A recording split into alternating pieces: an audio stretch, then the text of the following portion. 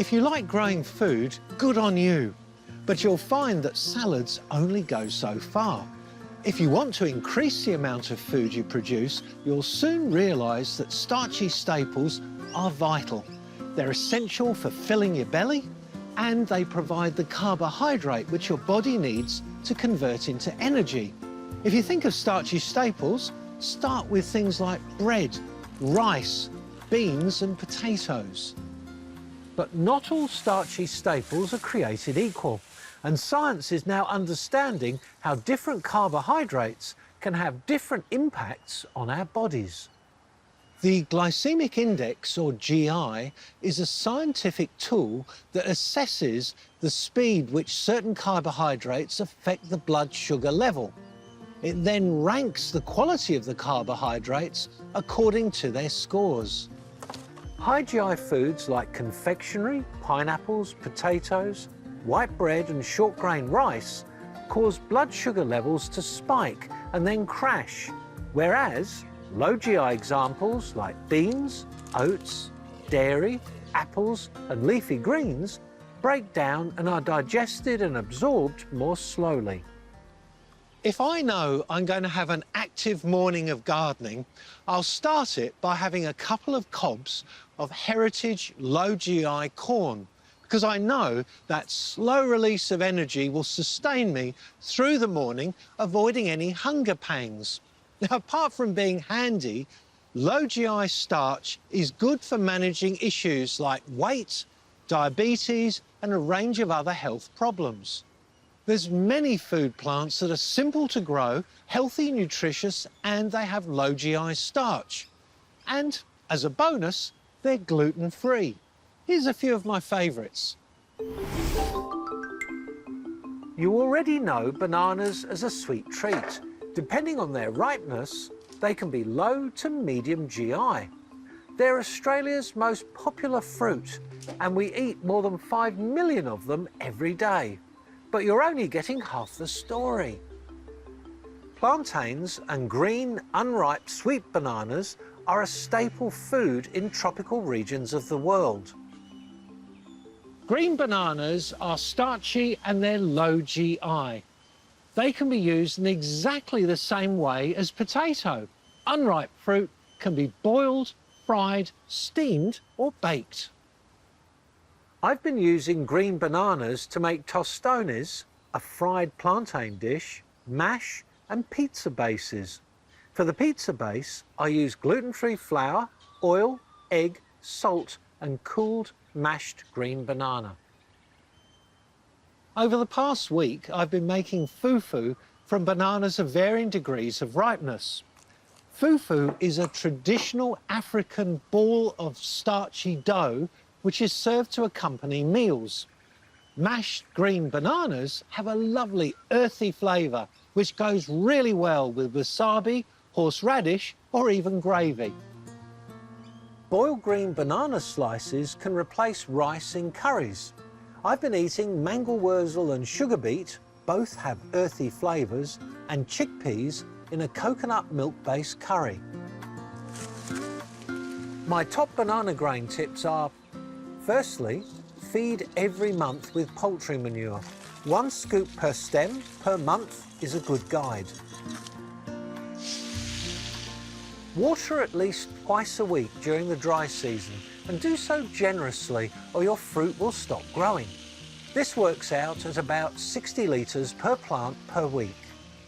And I restrict their growth to 3 suckers per plant.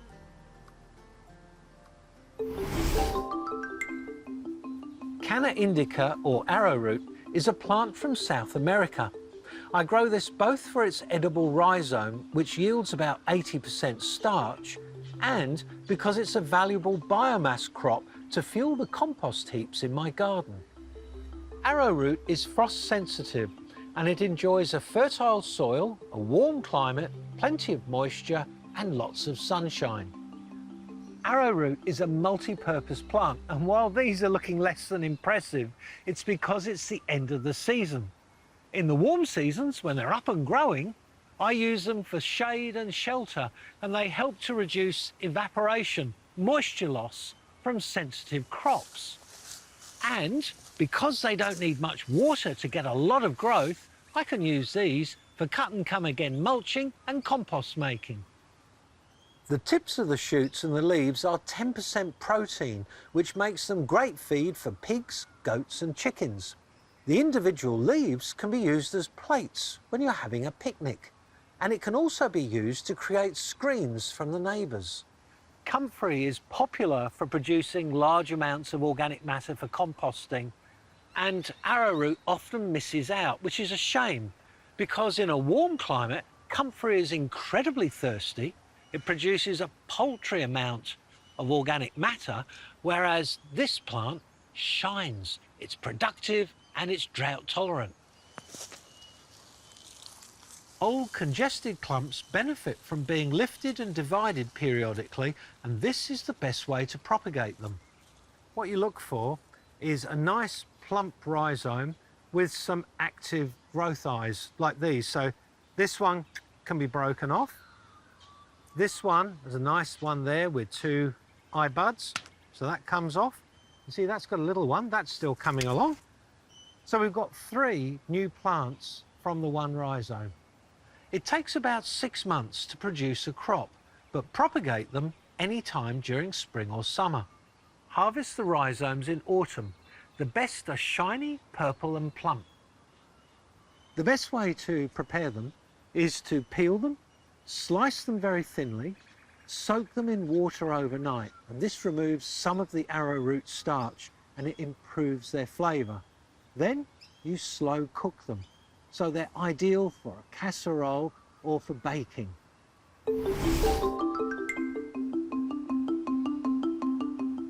This 10 square metre garden bed is a real workhorse in my garden.